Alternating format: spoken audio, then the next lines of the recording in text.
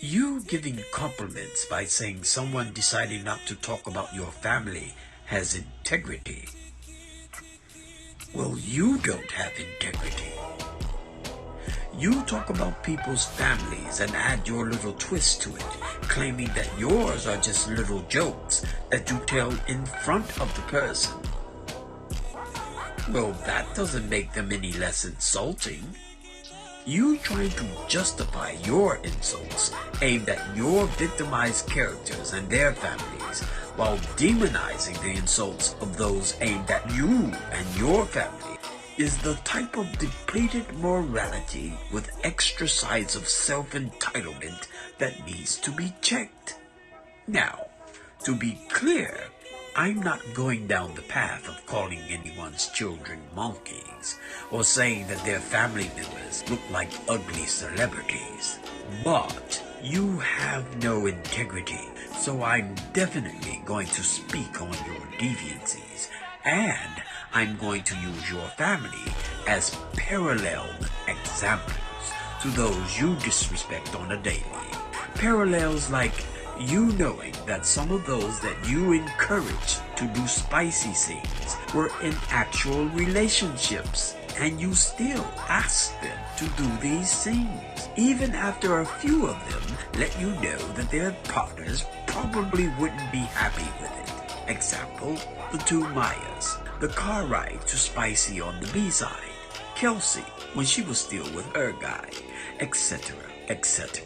So, since it's okay for you to violate relationship statuses, I think a spicy scene with Polo fucking T with a follow-up interview asking her how does she feel after letting a man who recently fucked another man fuck her.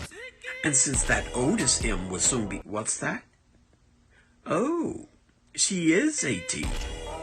So she's now legal. And, courtesy of her father, has been introduced on numerous occasions to these YouTube streets. Which means officially, she can be treated with the same amount of respect that her father showed Makai. I'd say it's about time to set up that first spicy scene. Let one of your employees give her some on-site motel mattress training. These are reasonable requests and shouldn't be off limits per your actions with your other characters and the feelings of their family members. Fuck your feelings. No, I have absolutely no respect for you or your wishes to keep your family out of it when you don't keep other families out of your messiness. These people, no matter how fucked up they were before even meeting you, as you like to point out, you didn't ruin their lives, and blah blah blah. They are the family, the daughters, sons, brothers and sisters of people that would love if you wouldn't put their families into your online shite. Sure, they were fucked up before meeting you, so you think it's okay to keep them fucked up on the same entertaining fucked up levels that they're on and make money off of their entertaining fucked up lives. But that's not breaching boundaries. Like I stated earlier, I have no respect for you. So, I'm going to cross your proposed boundaries whenever I feel like you're crossing theirs. I'm going to look at certain members that are close to you like you look at the family members of your characters.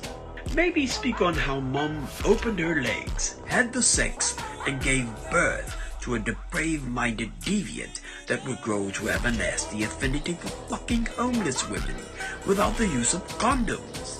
Maybe how that old bird should come down to the streets and give you a good talking to, and perhaps convince you to seek psychiatric help for your sexual deviancy problem. Or maybe I should stop blaming you at all and blame the old bird for what she created and what she's done. Blame her lack as a parent when you were a child that likely fed into why you became the depraved deviant that you are. maybe come to find out that you are just like your mom. Alright? Because like you said, the fruit doesn't fall far from the tree. Right?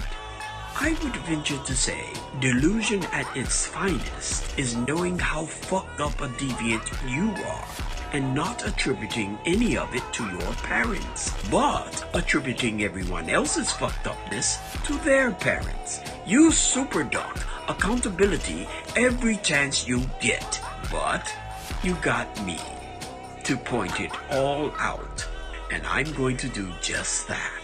You saying we all black people and we're trying to take care of our people, but not understanding the fact that some of the critiques against your actions are a form of people taking care of and protecting vulnerable black people against you is crazy. To me, that's literally crazy.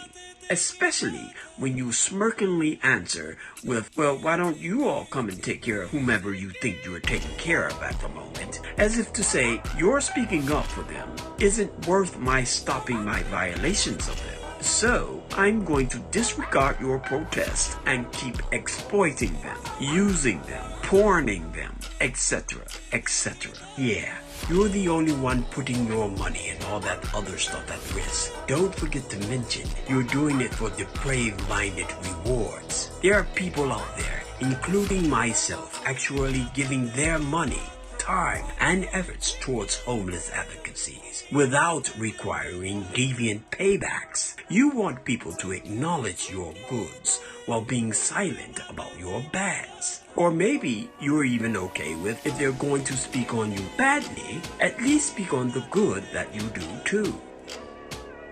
Nah, calm yourself, son. If you're doing bad, fuck your goods. Especially when you're the kind of person that loves to flaunt some of the bad shite that you do.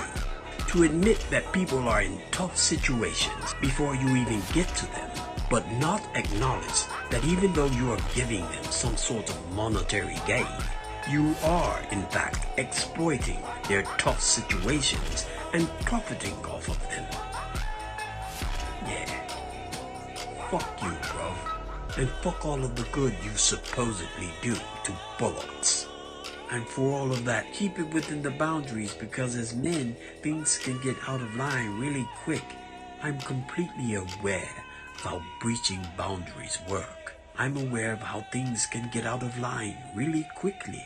I've witnessed these things happening many times. So, idle threats from a deviant pervert with a self-claimed depraved mind who totes around a video camera and has an affinity for putting homeless individuals in peculiar situations.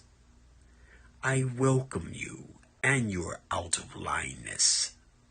And this? Like, you got to tote a certain line of respect. And I think that people think because I'm okay with people talking shit that they could just go across those boundaries. But I'll keep on telling people, man, I ain't who you... Look, let me shut up. Anyway. No. You don't have to shut up. Come on. I know who you are. And I invite your worst.